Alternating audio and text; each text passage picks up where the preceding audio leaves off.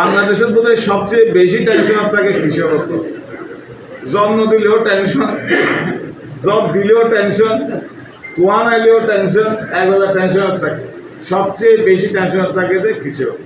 কৃষি সমৃদ্ধি এই প্রতিপাদ ধরে সামনে রাখি 2025-26 অর্থবছরের বিভিন্ন মাঠ ফসলে আবাদ ও উৎপাদন বৃদ্ধির লক্ষ্যে ক্ষুদ্র ও প্রান্তিক কৃষকদের মাঝে বিনামূল্যে বীজ, সার ও চারা বিতরণ উপলক্ষে কক্সবাজারের ঈদগাঁও কর্মসূচির শুভ উদ্বোধন অনুষ্ঠিত হয়।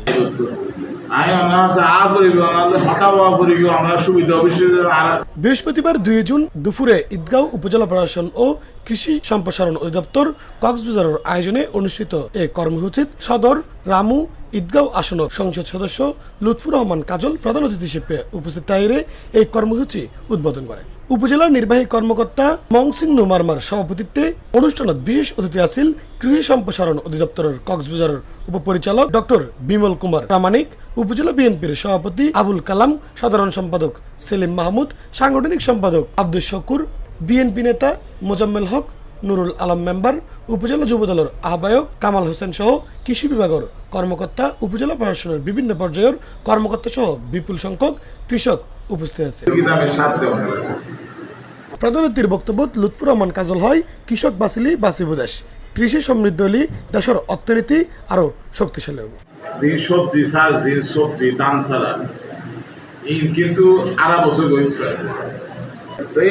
যারা শিখাইতে ছোট ছোট গৃহে যারা অবস্থাপন্ন কৃষক, তারা যদি শিখাইতে আর মনে হয় যে বাংলাদেশের এখন বৈপ্লবিক পরিবর্তন হইব। আর হইলে আয় তো মনে করি যে আয় নিজেও কৃষক, মাছের চাষ যারা করি তারাও কৃষক, এগ্রিকালচার যারা করে মানে সবজি টবজি তারাও কৃষক, আত্মীয় বাগান আছে, বেগিন আছে। বাংলাদেশের বোধহয় সবচেয়ে বেশি টেনশন থাকে কৃষক। জন্ম দিলেও টেনশন, জব দিলেও টেনশন, কুয়া নাইলেও টেনশন, একবেলা টেনশন থাকে। সবচেয়ে বেশি টেনশন থাকে যে কৃষক। অনুষ্ঠান শেষে ক্ষুদ্র ও প্রান্তিক কৃষকদের মাঝে বিনামূল্যে বিভিন্ন ফসলের বীজ, সার ও চারা বিতরণ করা হয়। C+ চট্টগ্রাম।